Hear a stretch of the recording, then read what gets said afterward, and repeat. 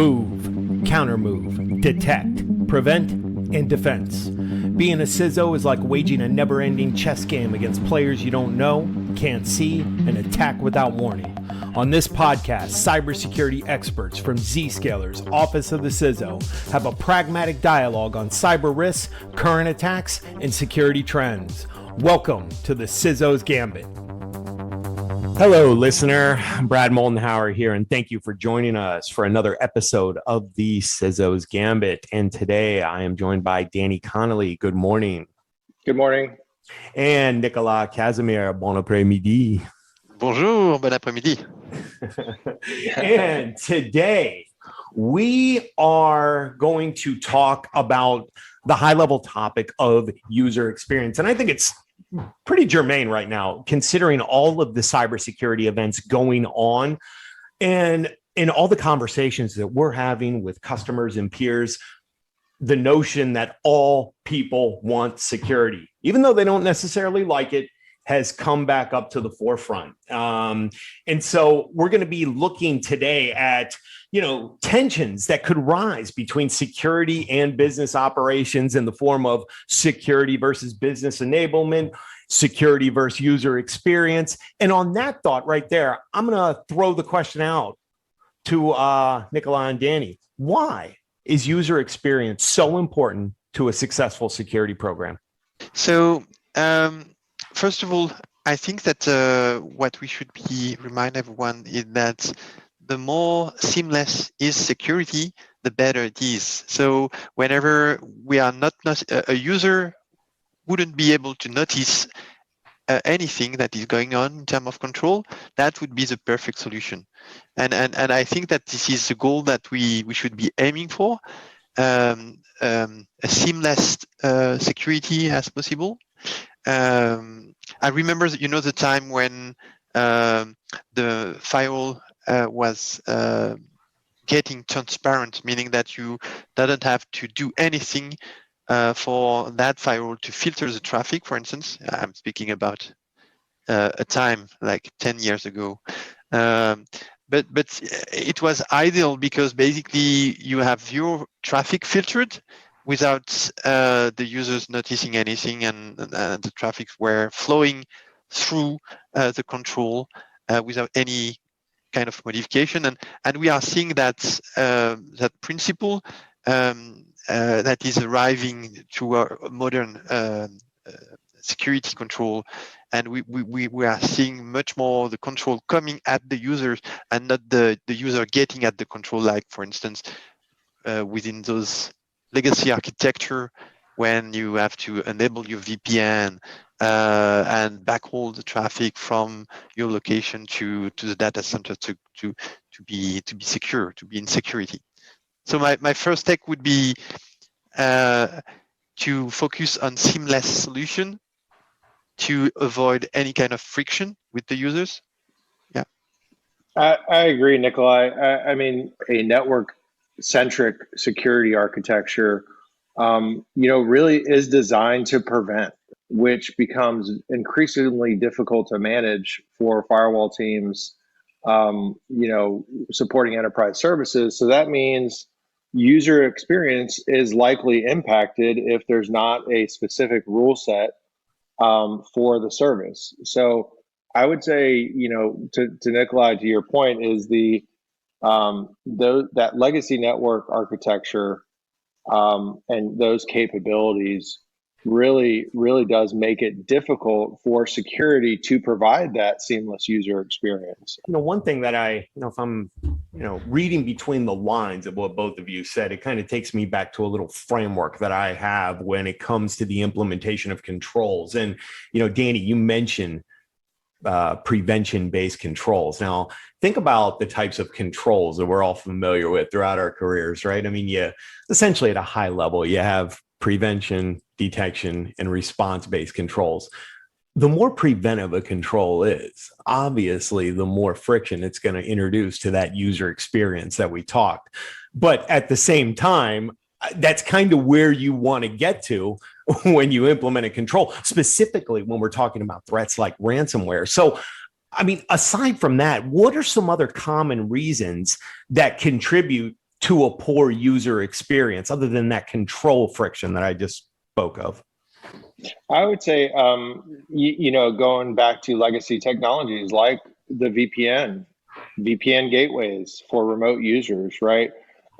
If a user has to connect through a VPN service or another remote access solution, all of the traffic from wherever the user is connecting from, whether it be maybe a hotel network or their home, like what everybody's doing today in COVID, all of the user's traffic has to be backhauled through the VPN gateway, to the data center, up through the security stack and out to the internet.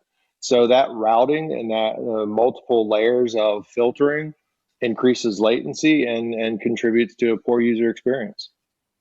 Indeed.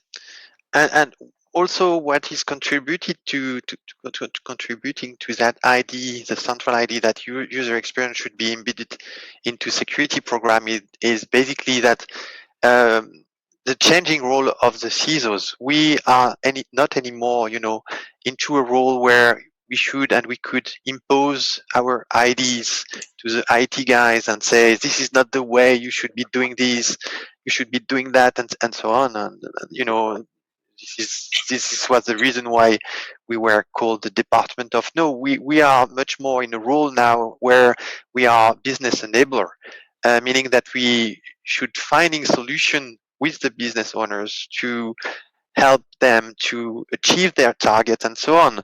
And so this is the reason why the role of the CISO has shifted a lot, and the reason why user experience is very much more important nowadays than it was before.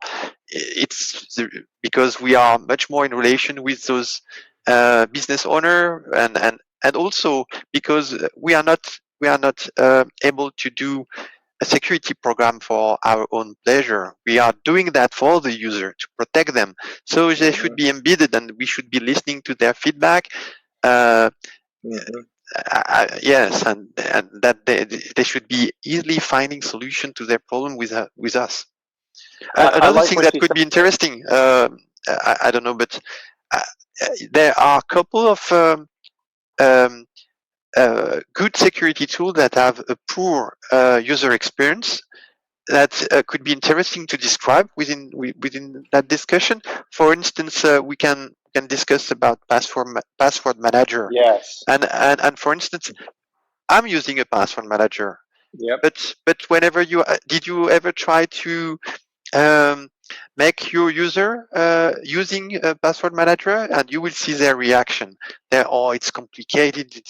And more and more they're getting accustomed to use those kind of tools. But by the past, it was really tricky. Now they know, and for instance, for their own accounts within, I don't know, their webmail account and so on, they are seeing much more multi-factor authentication, those kind of. So also what we can say that the maturity of the user is getting much more higher those days, and so they are much more keen to understand the reason why we are putting security for accessing an application, for instance, and those kind of elements. So in the same time, I think that the CISOs are much more there to listen to the users, and simultaneously the users also are much more interested and much more aware of the risk. You made two significant points there. The office of no, I really liked, because we can no longer just say no as security professionals, right? When somebody comes to us or we're working with business to stand up a new enterprise service, you can't say no. You are there to support the business needs. And I think, in the past, it was much different, where you could say no because it's security related. Now it's, you have to figure out a way to not say no, but say, okay, it's not secure to do it this way, but here is a way that you could accomplish your same business objective, but in a secure fashion. And exactly, it has a lot of meaning. And another thing is that also we are frequently opposing user experience and security. We are not. We are there now to improve the productivity of the employee. So I think this is a really a shift in the security focus of those, especially nowadays. And so user experience is key, and it should sustain productivity. That's for sure. Yeah. It's kind of interesting. I over the course of my career, like when you work within a security team for an organization, you've got this wonderful mission statement, to protect the confidentiality, integrity, availability. I always, the later on, as I progressed further in my career, I thought to really focus that more towards, business outcomes and business value. And really, what I always stumbled upon was the notion of when I'm implementing a control, it needs to positively impact employee productivity, customer service, and the bottom line. And you know what? Executives enjoyed that much more than, me getting up there and, going on and on about management, operational and technical safeguards, yada, yada, yada. So it's fascinating to hear both of you guys kind of say the same thing. Now, tying this together, you guys mentioned a lot about, various controls and the minimization on, the minimization of control friction on user experience and employee productivity. But something that I heard that was interesting that I've given some thought to is we talked about this notion of, preventive controls, detective, and response. And, I think that kind of feeds nicely into defining, risk tolerance within an organization, because, I advise a lot of customers, much like both of you guys do, on various controls that they're implementing within their organization. And I get that question a lot. It's like, hey, we want to implement this, but I mean, it seems like it's just going to be too impactful in terms of business velocity, like, the preventive nature of the control. And I'm like, okay, well, you know what? Let me show you how you can tune a detective control. So with that high level thought there, I'll leave it open-ended.